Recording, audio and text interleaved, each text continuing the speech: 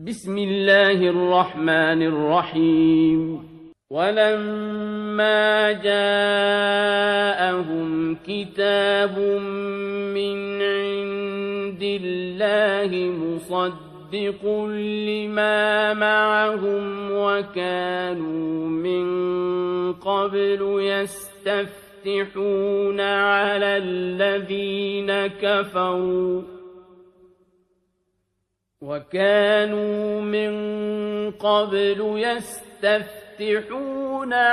الذين كفروا فلما جاءهم ما عرفوا كفروا به فلعنة الله على الكافرين بئس ما اشتروا به أنفسهم أن يكفروا بما أنزل الله بغيا أن ينزل الله من فضله على من يشاء من عباده فباءوا بغضب على غضب وللكافرين عذاب مهين. أعوذ بالله السميع العليم من الشيطان الرجيم. بسم الله الرحمن الرحيم. الحمد لله رب العالمين وبه نستعين وصلى الله على سيدنا محمد وصحبه الطاهرين وعن الله دائم أجمعين من الآن إلى قيام يوم الدين من رب العالمين. قال الله العظيم في كتاب الحكيم بعد أعوذ بالله السميع العليم من الشيطان الرجيم. بسم الله الرحمن الرحيم.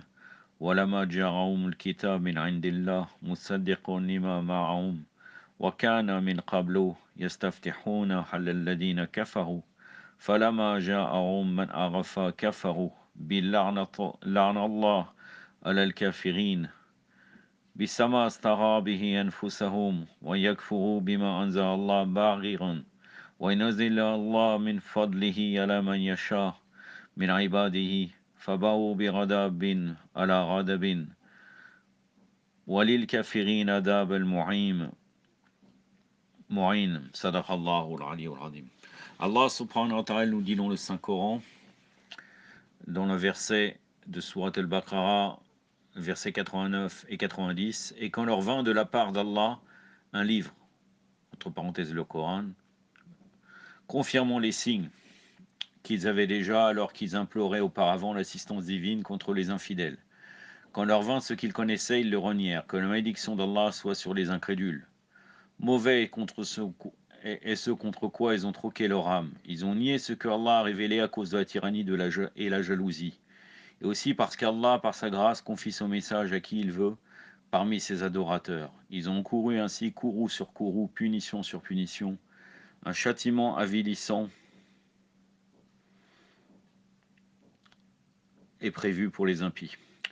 Dans la traduction, en réalité, il n'y a pas courroux et courroux. Parfois, dans le tafsir qui est utilisé, que j'utilise, il rajoute, c'est-à-dire la traduction, il rajoute des mots. Vous allez voir même par la suite, il va rajouter sur la malédiction qu'il soit sur les incrédules, il va dire aussi les mécréants.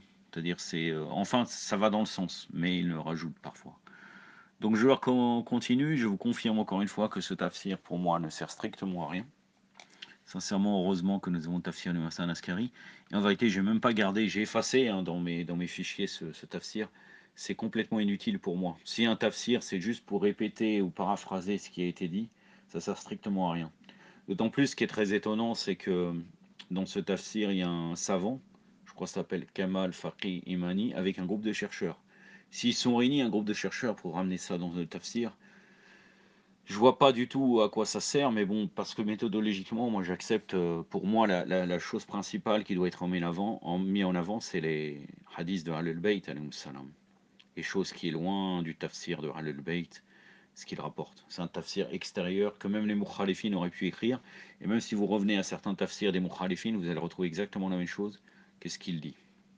pratiquement à peu de choses près, sauf vraiment des versets qui concerneraient directement Ahlul Bayt. Mais sinon, c'est un tafsir, on pourrait dire, très proche du bakrisme.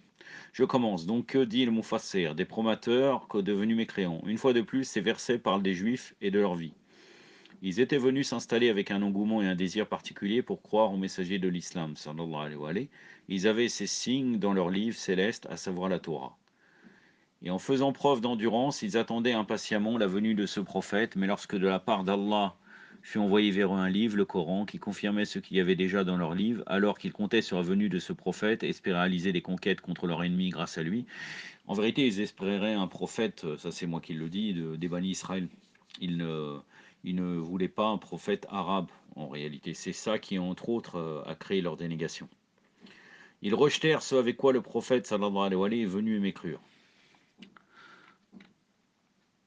Donc là, il arrive au verset que la malédiction d'Allah soit sur les mécréants, et lui il ajoute les impies. Parfois l'homme recherche ardemment la vérité, mais lorsqu'il atteint la vérité et voit qu'elle va à l'encontre de ses intérêts, il décide de s'en détourner à cause de ses passions, et parfois même il décide de s'y opposer. En réalité, les Juifs ont fait une transaction pleine de pertes. Des gens qui ont quitté leur territoire pour venir s'installer dans une région, bravant des difficultés parce qu'ils attendaient le prophète promis, afin de réaliser leur objectif, sont vraiment des perdants lorsqu'ils décident de s'opposer à ce prophète et de renier ce qui lui a été révélé. C'est pour cela que le Coran dit « Et quel prix ont-ils et à quel prix ont-ils vendu leur vie ?» À cause de la jalousie, ils ont renié ce que Allah avait révélé, car Allah donne ses signes et ses versets à quiconque il veut parmi ses serviteurs. Peut-être qu'ils s'attendaient à ce que le prophète qui devait apparaître soit plutôt d'attribuer des enfants d'Israël, comme je vous l'ai dit précédemment, raison pour laquelle, quand le Coran plutôt a été révélé à un autre peuple, ils étaient très fâchés. D'autant plus qu'ils se voient, et ça c'est moi qui le rajoute, comme le peuple élu. Donc pour eux, les prophètes viennent des Bani Israël en particulier. S'il y aurait des prophètes, autres prophètes, ça serait des prophètes inférieurs s'ils ne sont pas des Bani Israël en réalité. Ils étaient très fâchés, le verset dit enfin, voilà pourquoi les flammes de la colère divine les ont pris les uns après les autres, et un châtiment avilissant est prévu pour les mécréants. Voilà, voilà, mes frères et mes sœurs, c'est ce qu'a dit. Voilà, c'est suffisant. 5 minutes. Si vraiment je vous fais que la lecture, ça ne vous sert strictement à rien. Alhamdulillah que nous avons le tafsir de l'imam Hassan Askari alayhi salam entre les mains. Et parfois je coupe, là aussi je vais couper légèrement, mais enfin pas légèrement, il y a quand même un long chapitre, mais qui ne traite pas directement du tafsir, parce que parfois il y a des sujets qui vont dans le même sens, ou bien que des sujets qui viennent compléter des sujets complets. Donc c'est pour ça que je vous invite à revenir dans le tafsir, Inch'Allah. Donc là, concernant le verset, et quand leur vint d'Allah un livre confirmant celui qu'ils avaient déjà, alors qu'auparavant ils avaient l'habitude de prier et chercher la suprématie sur les mécréants. Quand donc leur vint cela même qu'ils reconnaissaient, ils refusèrent d'y croire, que la malédiction d'Allah soit sur les mécréants. Donc le verset 89. L'imam Hassan Askari alayhi salam a dit, Allah a dit en condamnant les juifs, et quand leur vint, signifiant ces juifs qui avaient été mentionnés avant, et leurs frères juifs qui sont venus à eux. D'Allah un livre, le Coran, confirmant ce livre, celui qu'ils avaient déjà, la Torah, laquelle contenait dedans l'information que Muhammad sallallahu alayhi wa alayhi, Allahumma salli ala Muhammad wa ali Muhammad wa lajjal farajahum wa la'anadahum, viendrait des enfants d'Ismaël, alayhi wa afdal salat ala Muhammad wa ali Muhammad. Et le meilleur de la création d'Allah après lui, Ali, alayhi salam, le gardien d'Allah. Alors qu'auparavant, signifiant ces juifs avant la venue de Muhammad sallallahu alayhi wa alayhi par sa prophétie, ils avaient l'habitude de prier en demandant à Allah pour la victoire et le succès, cherchaient la suprématie sur les mécréants, de leurs ennemis et adversaires, et Allah avait l'habitude de les aider et leur garantir la victoire. Allah a dit, quand donc leur vint, ces juifs, ceux-là même qu'ils ne reconnaissaient pas, les attributs de Muhammad sallallahu alayhi wa alayhi, ils refusèrent d'y croire. Ils luttèrent contre sa prophétie et étaient envieux envers lui. Allah le Tout-Puissant, que la malédiction d'Allah soit sur les mécréants, les juifs, durant la période de Moïse, avaient l'habitude de prendre comme intermédiaire Muhammad sallallahu alayhi wa alayhi, sa progéniture, que les salutations d'Allah soient sur eux. Salawatullah alayhima. Le commandant des croyants alayhi salam a dit, Allah informa le messager d'Allah de la croyance qu'avaient les juifs à propos de Muhammad sallallahu alayhi wa alayhi avant son apparition, et priait pour sa victoire sur ses ennemis, envoyait des salutations sur lui et sa progéniture. Donc il priait, il faisait le salawat sur Muhammad sallallahu alayhi wa alayhi et sa famille. Allahumma salli ala Muhammad wa ali Muhammad wa lajjal farajahum wa la'anadahum. Imam Ali alayhi salam a dit, Allah le majestueux a ordonné aux juifs dans la période de Moussa alayhi wa afdalus salat ala Muhammad wa ali Muhammad. Et après que si de leurs affaires ils devaient croiser des difficultés, ils devaient implorer Allah, subhanahu wa ta'ala, par l'intermédiaire de Muhammad sallallahu alayhi wa alayhi, et sa progéniture purifiée, alayhi salam ajma'in. Et de rechercher l'aide par eux, c'est ce qu'ils faisaient avant l'apparition de Muhammad sallallahu alayhi wa alayhi. Cela a été fait depuis des longues années afin d'éviter les afflictions et les extrêmes difficultés.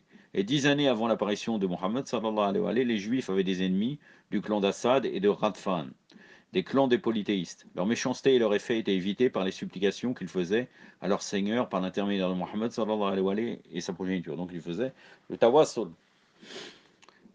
sa progéniture purifiée. Ces clans les ont attaqués autour d'un endroit près de Médine avec 3000 cavaliers. Les Juifs ont rassemblé 300 cavaliers pour leur défense et ont supplié Allah par l'intermédiaire de Muhammad sallallahu alayhi wa alayhi et sa progéniture purifiée. Les Juifs les ont vaincus jusqu'à la mort. C'est-à-dire ils ont vaincus à tel point qu'ils les ont tous tués. Dans ces clans, Assad et Radfan, certains ont dit à d'autres, venez, prenons le reste des tribus pour s'allier contre eux. Ils prirent tellement d'aide des autres tribus qu'ils se rassemblèrent ensemble 30 000 soldats. Et sont venus combattre ces pauvres 300 juifs. Ceux-ci se cachèrent dans leurs maisons et les soldats coupèrent l'arrivée de l'eau des rivières qui avaient l'habitude de couler jusque dans le village. Les juifs plaidèrent pour la paix, mais cela fut refusé. Et les soldats leur ont dit, nous vous tuerons, vous serez nos prisonniers et nous vous pillerons. Certains juifs ont dit aux autres, comment sortir de cela? Les avisés et les plus âgés ont dit, n'est-ce pas Moussa, alayhi salam, qui ordonna à vos ancêtres et ceux auprès eux de chercher l'aide auprès de Mohammed sallallahu alayhi wa alayhi, sa pure progéniture, alayhi salam ajma'in. Ne vous a-t-il pas ordonné de supplier à Allah par eux? Ils ont répondu oui. Les conseillers ont dit alors faites-le. Ils ont dit ô Seigneur, par l'amour de Mohammed sallallahu alayhi wa alayhi, sa pure progéniture, alayhi salam ajma'in, étanche notre soif. Les injustes nous ont coupé l'eau jusqu'à que nos jeunes deviennent faibles, et nos enfants sont en train de mourir et nous arrivons à notre perte. Allah leur envoyait une averse torrentielle de pluie, qui remplissait leurs puits et leurs rivières. Ils ont dit, un de nos deux objectifs a été atteint. Ensuite, ils ont grimpé sur leur toit pour regarder l'état des soldats. La pluie les avait affectés sévèrement en détruisant leurs possessions, armes et santé. Certains soldats s'en allèrent car cette pluie était quelque chose de bizarre au vu de la saison qui était la saison chaude. Le restant des soldats ont dit, maintenant que votre soif a été assouvie, où irez-vous pour avoir de la nourriture? Malgré que ces soldats sont partis, nous nous en irons, pas tant que vous ne venez pas accompagnés de vos enfants et familles et de votre richesse et que vous sortiez notre colère sur vous. Les Juifs ont dit, celui qui a étanché nos soifs par nos implorations par Mohammed sallallahu alayhi wa alayhi, sa progéniture, a le pouvoir sur la nourriture. Il est celui qui a fait fuir certains de vos soldats, il est aussi celui qui a le pouvoir sur le restant d'entre vous. Puis ils implorèrent par Mohammed sallallahu alayhi wa alayhi, sa progéniture pour leur nourriture. Une grande caravane passa avec 2000 chameaux, mules et ânes chargés de viande et de provisions, et cette caravane n'était pas au courant de la présence de soldats qui ne l'arrêtaient pas, car ils étaient tombés endormis sans qu'aucun ne puisse ouvrir leurs yeux. La caravane déchargea ses provisions dans le village et quitta celui-ci avant que les soldats n'ouvrent les yeux. Ces derniers décidèrent d'attaquer les Juifs et se sont dit entre eux, dépêchez-vous. Leur faim est intense et nous les ferons périr. Les Juifs leur ont dit, vous ne pourrez jamais faire cela parce que notre Seigneur nous a nourris pendant que vous étiez endormis, sont venus à nous telle et telle nourriture, et si nous le voulions, nous aurions tué durant votre sommeil. Mais nous avons trouvé cela exécrable et injuste envers vous. Dégagez de notre vue, autrement nous implorons par Mohammed sallallahu alayhi wa alayhi, sa progéniture, et il nous aidera à vous disgracier, juste comme il nous a nourris et étanché notre soif. Mais ils refusèrent par arrogance. Les Juifs implorèrent donc par Mohammed sallallahu alayhi wa alayhi, sa progéniture, et cherchèrent l'aide à travers eux. Ensuite, les 300 Juifs ont attaqué les soldats ennemis, tuant certains d'entre eux et retenant captifs d'autres. Ils sortirent vainqueurs, ils prirent serment des prisonniers, et c'est pourquoi ces clans n'ont jamais plus conspiré contre les Juifs. Quand l'événement de Mohammed sallallahu alayhi wa alayhi prit place, donc voilà son apostolat, ils l'ont enlevé pour être parmi les Arabes et l'ont donc rejeté. Là, le tafsir de l'imam Hassan Askari fait un long chapitre sur la défaite de Shaitan et ses associés. Un très bon sujet qui nous fait quand même 2 pages et demie. 3 pages. Une page recto verso et une page d'un côté. Maintenant, le verset 90. Comme est vil ce contre quoi ils ont troqué leur âme. Ils ne croient pas en ce qu'Allah a fait descendre et volté à l'idée qu'Allah, de par sa grâce, fasse descendre la révélation sur ceux de ses serviteurs qu'il veut. Ils ont donc acquis colère sur colère et qu'un châtiment avilissant attend les infidèles. L'imam Hassan Askari alayhi salam a dit, Allah, dans la condamnation des Juifs et en accusant leur action dans leur mécréance contre Mohammed sallallahu alayhi wa alayhi, a dit, comme est vil ce contre quoi ils ont troqué leur âme, signifiant ils ont troqué leur guidance en échange d'activités frivoles. Et Allah leur a ordonné de chercher secours auprès de lui et sous son obéissance afin qu'ils restent dans la béatitude éternelle dans l'au-delà. mais ils n'en ont pas fait. À la place, ils ont apporté de l'hostilité envers le messager d'Allah, sallallahu alayhi wa alayhi, afin de garder leur fierté dans ce monde et leur gouvernance sur les ignorants. Ils se sont engagés dans des activités interdites et ont égaré les gens loin de la guidance et les ont établis sur la route des ténèbres. Ensuite, le majestueux a dit: ne crois pas en ce qu'Allah a fait descendre, dans ce qui a été révélé à Moussa alayhi salam sur la ratification de Muhammad sallallahu alayhi wa alayhi. Ils se sont rebellés contre cela, révoltés à l'idée qu'Allah, de par sa grâce, fasse descendre la révélation sur ceux de ses serviteurs qu'il veut. L'imam Hassan Askari a dit: ils ont mécru par leur rébellion et leur jalousie envers lui de ce qu'Allah a fait descendre sur lui, et c'est le Coran qui proclame sa prophétie et manifeste par ses signes et ses miracles. Ensuite il a dit: ils ont donc acquis colère sur colère, signifiant il y avait sur eux deux colères d'Allah. La première colère était quand ils ont falsifié Isa, fils de Marie, alayhi wa afdalus salat ala Muhammad wa ali Muhammad, quand ils ont rejeté, pardon. Et la seconde était leur rejet de Muhammad sallallahu alayhi wa sallam. Allahumma salli ala Muhammad wa ali Muhammad wa lajjal farajahum wa l'anadahum. Dans la première colère, la conséquence est qu'ils se sont transformés en singes et ont été déshonorés. Et Allah les a maudits par la langue de Isa alayhi salam. Et dans la seconde colère, ils ont été surmontés par les épées de Muhammad sallallahu alayhi wa sallam et sa progéniture, ses compagnons et de sa communauté, jusqu'à qu'ils fussent humiliés par elle. Ils ont été mépris en payant des taxes et en étant disgraciés. J'en ai terminé avec le tafsir. Vous voyez très très bien que, en réalité, toute l'histoire des prophètes est reliée à Muhammad sallallahu alayhi wa sallam et les Ahlul Bayt. Et là, vous voyez que dans son élément historique, si nous n'aurions point le tafsir Hassan Askari alayhi salam, nous ne pourrions pas vous expliquer comme on l'explique maintenant. C'est impossible. Et vraiment, on peut se poser la question pourquoi ce tafsir a été rejeté de nos ulama. Et vraiment, on pourrait même se dire qu'ils ont un problème avec tout ce qui parle directement de Ahlul Bayt sans filtre. Ils le rejettent, ce tafsir, alors que c'est le summum, puisque ce que nous recherchons dans le tafsir et le meilleur tafsir, c'est toujours que les versets, même d'après certains hadiths des imams, que les versets sont reliés toujours sur les ennemis de Ahlul Bayt et les wali de Ahlul Bayt, les gens proches de Ahlul Bayt et les Ahlul Bayt en particulier. Ala kulli hal, أكتفي بهذا القدر وصلى الله على سيدنا محمد وآله الطاهرين والسلام عليكم ورحمة الله.